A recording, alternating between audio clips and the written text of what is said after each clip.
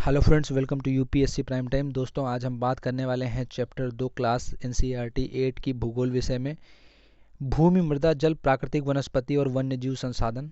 पहले चैप्टर में हम कंटेंट रिव्यू के साथ में संसाधनों पर बात कर चुके हैं, जिसमें हमने देखा था कि मानव भी एक प्रकार का महत्वपूर्ण संसाधन है। साथ ही साथ हमने प्राकृतिक और मानव निर्मित संसाधनों के बारे में पढ़ा था और पढ़ा था कि किस प्रकार से प्राकृतिक संसाधन नवीकरणीय और अनवीकरणीय में विभाजित हो जाते हैं। इन तमाम सारी चीज़ों के बारे में हम देख चुके हैं। आज हम देखेंगे कि भूमि, मृदा, जल और प्राकृतिक वनस्पति, साथ ही साथ वन्य जीवन जो है वो हमारे लिए किस प्रकार से संसाधन के रूप में काम आता है। तो यहाँ से हम इस चैप्टर को स्टार्ट करेंगे। दोस्तों, अगर इस चैप्टर की पीडीएफ फाइल को आप डाउनलोड करना चाहें तो डिस्क्रिप्शन में मैंने इसका लिंक ऐड कर दिया है, वहाँ से आप डाउनलोड कर सकते हैं। और अगर यूट्यूब के माध्यम से आप हमारे इस वीडियो को देख रहे हैं तो आप हमारे टेलीग्राम या फिर व्हाट्सएप ग्रुप से जुड़ सकते हैं। सारे के सारे लिंक डिस्क्रिप्शन में हैं।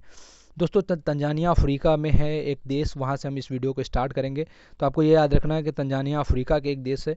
विश्व की 90% जो जनसंख्या का भूमि क्षेत्र है वो करीब करीब 30% भाग है। अर्थात पृथ्वी के कुल क्षेत्रफल के हिसाब से अगर हम देखें तो 30% भाग पर विश्व की 90% जो जनसंख्या है वो निवास करती है। शेष 70% भूमि पर या तो विरल जनसंख्या है या फिर वो स्थान निर्जन है। जैसे दोस्तों आप देखते हैं तो उत्तर अमेरिका के साथ में जुड़ा हुआ डेनमार्क का ग्रीनलैंड एक बहुत बड़ा हिस्सा है, लेकिन वह पूरे प्रकार से निर्जन है। इसके अलावा अंटार्कटिका के अगर हम क्षेत्र देखें, क्योंकि वहाँ पर जलवायु इतनी विषम है कि किसी भी प्रकार के वन्य जीवन का या फिर मानव जीवन का वहाँ पर पनप पाना बहुत मुश्किल है। सबसे पहले बात करते हैं भूमि संसाधन के बारे में। सभी महत्वपूर्ण प्राकृतिक संसाधनों में भूमि भी शामिल है। भूपृष्ठ के कुल क्षेत्रफल का लगभग 30% भाग जो है वो भूमि है। और दोस्तों, हम सारी चीज़ों के बारे में जानते हैं कि मुख्यतः भूमि और जलवायु भिन्न भिन्न लक्षणों के कारण विश्व के भिन्न भिन्न भागों में जनसंख्या के वितरण को क्या कर देते हैं, आसमान कर देते हैं। ऊबड़ खाबड़ स्थलाकृति, पर्वतों के तीव्र ढाल, जलाकांत, संभावित निम्न क्षेत्र, मरुस्थल, सघन वन क्षेत्र सामान्यतः विरल अथवा निर्जन है। उर्वर मैदान और नदी मैदान घाटियों में कृषि के लिए उपयुक्त भूमि उपलब्ध है, इसीलिए ये स्थान विश्व में सघन बसे क्षेत्र है। दोस्तों, अगर हम सिंधु घाटी सभ्यता के साथ देखें तो मानव की बसावट वहाँ पर हमेशा से अधिक रही है। आज भी अगर हम देखते हैं तो गंगा और यमुना का जो पूरा का पूरा दोआब का क्षेत्र है वहाँ पर सघन बसावट हमें देखने को मिलती है। खासतौर से बिहार और पश्चिम बंगाल के हिस्सों में देखें तो आज भी वो जनसंख्या घनत्व के हिसाब से सर्वाधिक जनघनत्व वाले भारतीय राज्य हैं। तो आगे हम देखते हैं भूमि के उपयोग के बारे में। तो भूमि का उपयोग भौतिक कारकों के द्वारा निर्धारित किया जाता है। मसलन अगर हम देखें तो स्थलाकृति है, मृदा है, जलवायु है, खनिज है और जल की उपलब्धता है। मानवीय कारकों में अगर हम देखें तो जैसे जनसंख्या है, प्रौद्योगिकी का भूमि और उसके प्रतिरूप के महत्वपूर्ण निर्धारक हैं। इसके अलावा अगर सामुदायिक भूमि को हम क्या कहते हैं कि एक साझा संपत्ति संसाधन भी कहते हैं। जिस प्रकार से हम गाँव में देखते हैं तो ग्राम समाज की जो भूमि होती है या फिर जो सार्वजनिक उपयोग के लिए जैसे शहरों में पार्क के लिए हम देखें तो वो सार्वजनिक संसाधन है, क्योंकि वो सार्वजनिक सभी के यूजेज के लिए उस भूमि को क्या किया जाता है, छोड़ दिया जाता है। अब बात करते हैं भूमि संसाधन के संरक्षण के बारे में। तो आजकल सतत विकास और संरक्षण संबंधी जो प्रावधान हैं और जो उनकी संकल्पनाएं हैं उन पर बहुत जोर दिया जा रहा है, क्योंकि भविष्य के लिए हम संसाधनों को बचा सकें, ऐसे में सभी संसाधनों का संरक्षण करना बहुत जरूरी है। भूमि हमारे लिए एक बड़ा संसाधन है और बढ़ती जनसंख्या और बढ़ती मांगों के कारण वन और भूमि का अत्यधिक विनाश हुआ है। इससे इस प्रकार के प्राकृतिक संसाधन जो है उनके समाप्त होने का इतना डर पैदा हो गया है। इसीलिए विनाश की वर्तमान दर को रोकना अत्यंत आवश्यक है और सतत विकास इसी अवधारणा पर आधारित है। वन रोपण, भूमि उद्धार, रासायनिक कीटनाशकों और उर्वरकों के विनियमित उपयोग तथा अतिचारण पर रोक के लिए भूमि संरक्षण के कुछ सामान्य तरीकों के बारे में हम बात करेंगे। सबसे पहले बात करते हैं मृदा संरक्षण के बारे में। पृथ्वी के पृष्ठ पर दानेदार करों के आवरण की जो पतली परत है वो मृदा कहलाती है। इससे भूमि की निकटता जुड़ी हुई है। स्थल रूप में मृदा के प्रकार को निर्धारित करते हैं। मृदा का निर्माण चट्टानों से प्राप्त खनिजों और जैव पदार्थों से होता है। बात कर लेते हैं भूस्खलन के बारे में। भूस्खलन को सामान्य रूप से सैल, मलबा या ढाल से गिरने वाली मिट्टी के बृहत संचलन के रूप में परिभाषित किया जाता है। वे प्रायः भूकंप, बाढ़ और ज्वालामुखी के साथ घटित होते हैं। लंबे समय तक वर्षा होने से भूस्खलन होता है। दोस्तों, आपको याद होगा पिछले कुछ समय पहले उत्तराखंड अचानक से चर्चा में आया था, जब वहां पर सुनामी जैसे हालात, बाढ़ जैसे हालात पैदा हो गए थे। यह नदी के प्रवाह को कुछ समय के लिए अवरुद्ध कर देता है और वो जो पूरी की पूरी बाढ़ थी और जो बाढ़ जनित पूरी की पूरी आपदा थी उसका एक मेन रीजन था भूस्खलन। और भूस्खलन ने जो जल नदी प्रवाह के मार्ग को अवरुद्ध किया था, उसके बाद से जब वो नदी की अवरत्ता अचानक फूटी है तो निचली घाटियों में जो बाढ़ आई थी उसका रीजन भूस्खलन ही था। इसके बाद में बात करते हैं हम अपक्षय के बारे में। तो तापमान में परिवर्तन, तुषार की क्रिया, पौधों, प्राणियों और मनुष्य के क्रियाकलापों द्वारा जो अनावरित सेलों का टूटना और क्षय होना है, वह क्रिया क्या कहलाती है? तो वो अपक्षय अपक्षय कहलाता है, नुकसान कहलाता है। अब बात करते हैं मृदा का निम्रीकरण और संरक्षण के उपाय। तो सबसे पहली चीज़ क्या है कि मल्च बनाना एक तरीका है जिसमें पौधों के बीच में अनावरित भूमि जैव पदार्थ जैसे प्रवाल से ढक दी जाती है। इससे मृदा की आर्द्रता क्या होती है? रुकी रहती है, अर्थात जो मृदा होती है वो शुष्क होने से बच जाती है। इसके अलावा वेदिका फार्म में समोच्च रेखी जुताई है और रक्षक मेखलाएं। सबसे पहले देखते हैं वेदिका फार्म क्या है। तो चौड़े समतल सोपान अथवा वेदिका तीव्र ढालों पर बनाए जाते हैं ताकि वह सपाट सतह पर फसल उगाने के लिए उपलब्ध हो सके।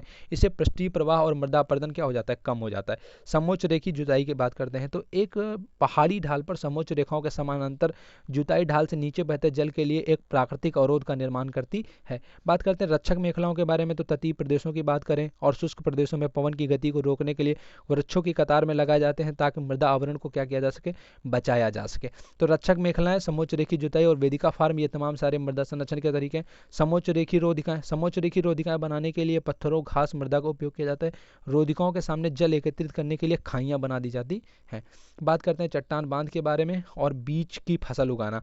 तो चट्टान बांध में क्या होता है कि यह जल के प्रवाह को कम करने के लिए बनाए जाते हैं या नालियों की रक्षा करते हैं और मृदा की क्षति को रोकते हैं। बीज की फसल उगाना अर्थात वर्षा दोहन से मृदा को सुरक्षित रखने के लिए अलग अलग समय पर भिन्न भिन्न फसलें एकांतर कतारों में उगाई जाती हैं।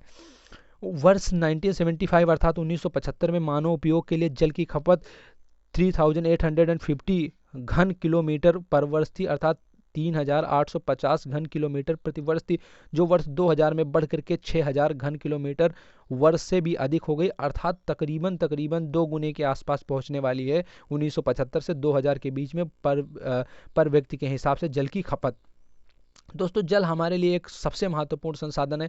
हालांकि यह महत्वपूर्ण संसाधन है, परंतु यदि ठीक प्रकार से और उचित प्रकार से इसका हमने उपयोग नहीं किया तो जो पेय जल है उसकी कमी हमें देखने को मिलेगी। भूपृष्ठ की 3/4 भाग जल से घिरा हुआ है, इसीलिए इसे जल ग्रह भी कहना उपयुक्त होता है। महासागरों का जल लवणीय है और मानवीय उपयोग के लिए उपयुक्त नहीं है। अलवण जल धरती पर केवल 2.7% है। पिछले वर्ष की यूपीपीएससी अर्थात उत्तर प्रदेश जो पब्लिक सर्विस कमीशन है उसकी परीक्षा में यह प्रश्न पूछा भी गया था कि जो पीने योग्य जल है उसकी उपलब्ध मात्रा कितनी है, तो 2.7% है। इसका लगभग 70% जो भाग है वो बर्फ की चादरों और हिमानी अर्थात बर्फ की नदी, अंटार्कटिका, ग्रीनलैंड और पर्वतीय प्रदेशों में पाया जाता है। एक टपकते नल से वर्ष में 1200 लीटर जल बर्बाद हो सकता है, ये एक अनुमान है ऐसा। तो ऐसे में जल संसाधनों का संरक्षण करने के लिए हमें बहुत ज़्यादा उपाय करने की जरूरत नहीं है। छोटी छोटी चीज़ों के माध्यम से भी हम बहुत बड़ी बड़ी बचत कर सकते हैं। जल की उपलब्धता की समस्याओं के बारे में अगर हम बात करें तो विश्व के कई प्रदेशों में जल की कमी है। साउथ इंडिया में हम अपने देश में भी जल की कमी देखने लगे हैं और जो WHO और तमाम सारे जो अंतर्राष्ट्रीय संस्थाएं हैं उनके तमाम अनुमान कहते हैं कि जल्दी विश्व के बड़े बड़े जो देश हैं और बड़े बड़े शहर हैं वो जल की भारी कमी का सामना करेंगे। तो पश्चिम अफ्रीका में अगर हम बात करें खास तौर से, तो पश्चिम एशिया में, दक्षिण एशिया में, अफ्रीका में, पश्चिमी संयुक्त राज्य अमेरिका के भाग में, उत्तर पश्चिमी मैक्सिको में, दक्षिण अमेरिका के भाग में, संपूर्ण ऑस्ट्रेलिया में अलवणीय जल की आपूर्ति का सामना कमी करते कई देशों को तो जल खरीदना भी पड़ रहा है। ये देश ऐसे हैं जलवायु प्रदेशों में स्थित हैं जहाँ पर अक्सर सूखा पड़ता रहता है, इससे भी वहाँ पर जलाभाव की समस्या लगातार बनी रहती है। तो ऐसे में जल संरक्षण हमारे लिए अत्यंत आवश्यक हो जाता है। प्राकृतिक वनस्पति और वन्य जीवन केवल स्थल मंडल, जलमंडल और वायुमंडल के जुड़े सक्रिय क्षेत्र में पाया जाता है, जिसे हम जैव मंडल कहते हैं। दोस्तों, जैव मंडल आरक्षित क्षेत्र तमाम सारे अब बनाए गए हैं ताकि जैव मंडलों का संरक्षण किया जा सके। उससे संबंधित चीज़ें आजकल बहुत ज़्यादा रिलेवेंट हो गई हैं जब से फॉरेस्ट का पेपर ऐड हो गया है स्टेट पीसेस में उत्तर प्रदेश के। सभी जीवित जातियां जीवित रहने के लिए एक दूसरे पर परस्पर संबंधित और निर्भर रहती हैं। जीवन के इसी आधारित तंत्र को हम पारितंत्र कहते हैं।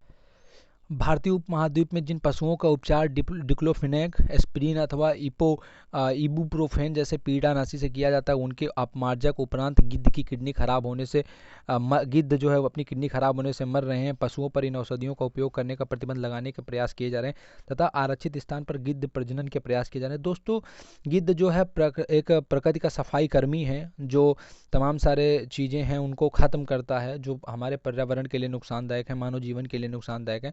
परंतु पशुओं पर जो कुछ पीड़ानाशी दवाओं का हम उपयोग करते हैं, चाहे वो डिक्लोफिनेक हो, एस्पिरिन हो या फिर इबुप्रोफेन हो, ये जो सारी की सारी दवाएं हैं ये गिद्धों की किडनी को ख़राब कर देती हैं।